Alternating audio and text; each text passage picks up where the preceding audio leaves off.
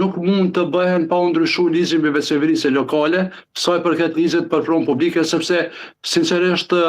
në një anë komunat janë duke u dëmtuar jashtëzakonisht shumë ka aspekti financiar, ku me qindra miliona euro ju kanë marrë padrejtisht në këto vitet e fundit, gjithashtu tash edhe pronën komunale me menaxhu niveli qendror, edhe procedurat e rekrutimit, atëherë sinqerisht edhe kryetarët në takimin që e patëm pardje të bordit asociacionit, theksuan se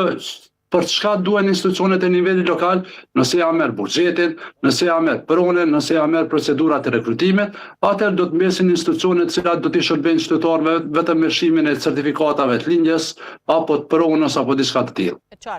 E qartë, zotëri Ibrahimi, faleminderit shumë për këtë lidhje të drejtë për drejtë. Ju pres shumë shpejt edhe në studio për t'i elaboruar më në detaj këto problematikat komunave të Kosovës. Faleminderit shumë. Ju falenderoj për mundësinë dhënë për ditë. Të nderuar shikues, ishim së bashku me Sazan Ibrahimin, drejtorin ekzekutiv të Asociacionit të Komunave të Kosovës, ku folëm për